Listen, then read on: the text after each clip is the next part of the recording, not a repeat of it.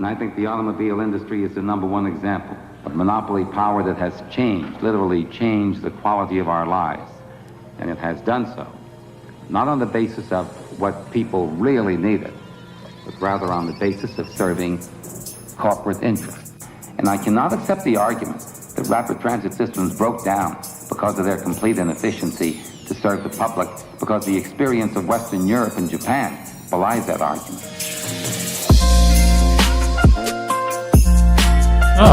Good morning, angels. Glad you made it. I hope the traffic didn't keep you. Oh, here, you should put on one of these. Pardon the respirator. The air here in the fashion district is pretty nasty. I mean, the 10 is right there, after all. Rail is an interesting subject in LA. I don't have a car. You don't have a car in the city of Los Angeles. How do you get around? I take public transportation mostly. I will take the bus to work normally. Sometimes I take the subway. You son of a bitch! Oh! You killed her! Jesus! Denise! Whoa. He is lying to us. There's no subway in Los Angeles. Yes, there is. Where? How come I've never seen it? It's underground. The conversation of the demise of what was once the largest electric railway in the world is normally concluded with something like, well, maybe that Angelina stopped riding streetcars because no one wanted to anymore. Oh, bless your heart. That isn't true at all. Culturally speaking. I mean, if we're speaking culturally. Streetcar lines in LA provided many working and middle-class Angelinos of all races access to opportunities previously unavailable through a form of decentralized urbanism. Oh yeah, J-Car, yeah. I was here. That was the best form of transportation. Then somebody had the bright idea to take up all the track and get rid of all the trolleys.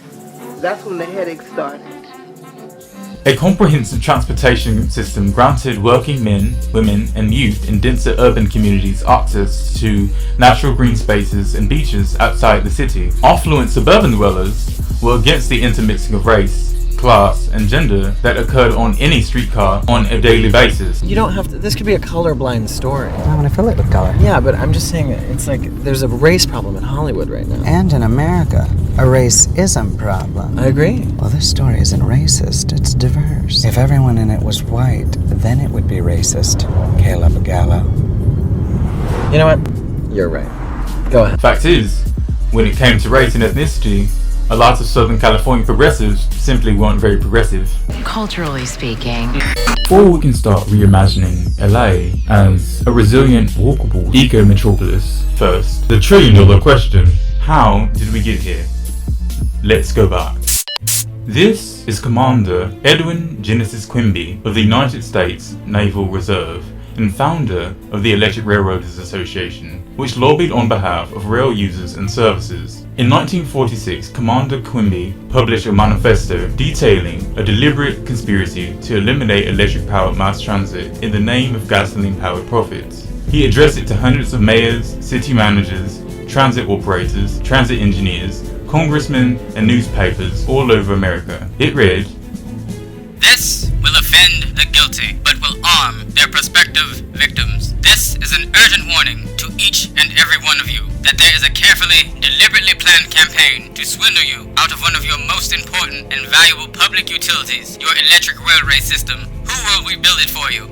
The purpose of this message is to spread before you the complete truth concerning a selfish, unscrupulous plan to double-cross the citizens and taxpayers, to cheat them out of the superior facilities which they now enjoy, and the even better facilities which they are rightfully entitled to enjoy in the future. The plan is to deliberately destroy valuable public utilities which represent large investment and which you will find impractical to replace after you discover your mistake. If you permit this destruction, you owe it to yourself, your city, and to your fellow citizens to read this document carefully, to completely weigh and consider every statement made herein. Unless you do this, you will be most certainly exposed to the danger of being taken in by the cleverly worded half-truths and the subtle misrepresentations which will soon be, or which have already been aimed at you with the intention of deceiving you and influencing your opinions and actions. If there is still time, be on guard. Let us hope that there is still time for this information to help you and your city. If you have already lost your electric railway, this warning is arriving too late. You need not bother reading any further unless you are interested in learning how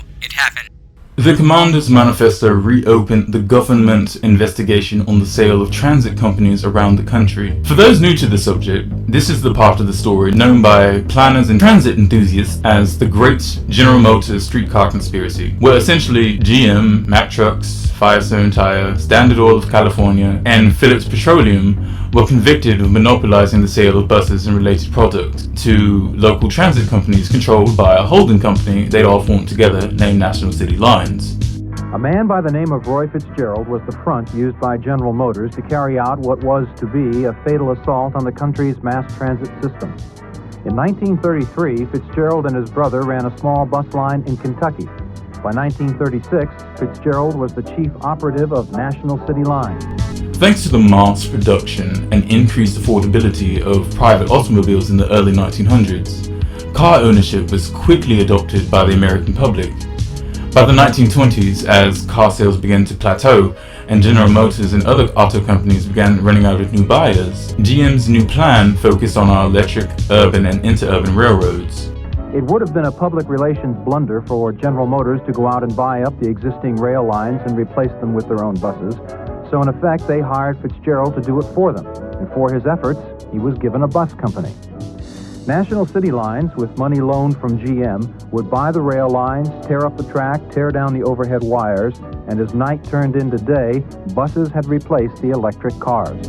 In 1932, National City Lines began buying streetcar systems. It then replaced the streetcars with buses built by GM itself. Finally, it sold the bus companies to private or public transit agencies. They had contractual agreements that required the new owners to buy only updated bus rolling stock with GM vehicles and to purchase tire and oil products from subsidiary companies.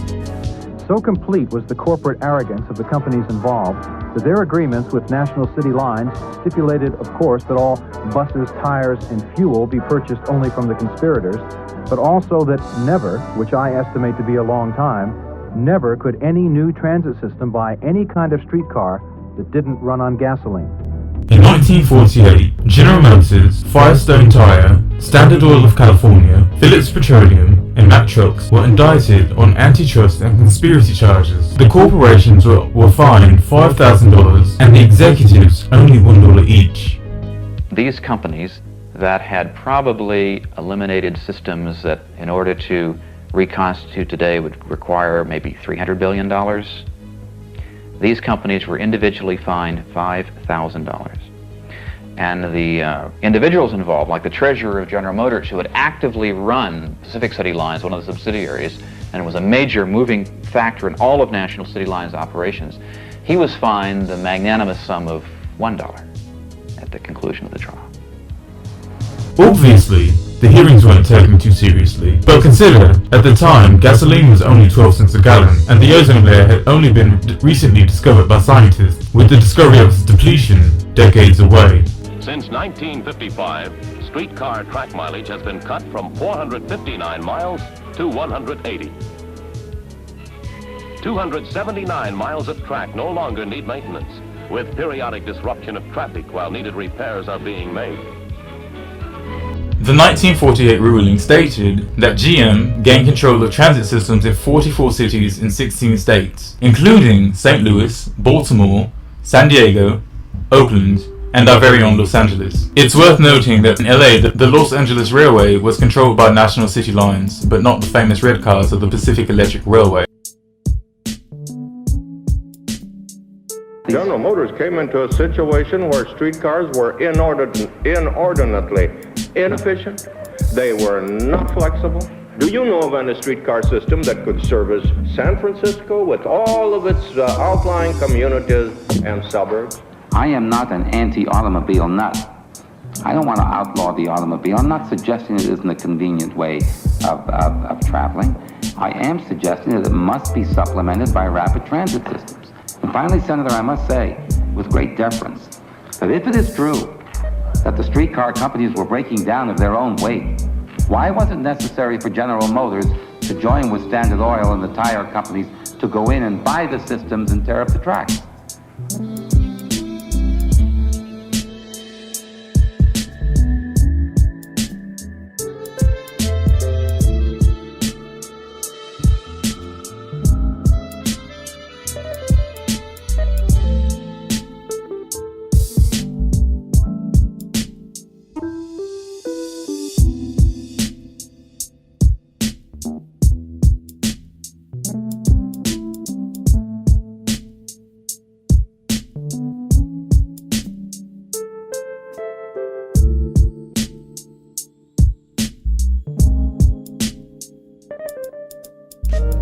getting started. If you think you're ready to learn how mobility has impacted housing, the environment, and racial equity in LA over the last 3/4 century, then stay tuned. I'll lend you a thing or two.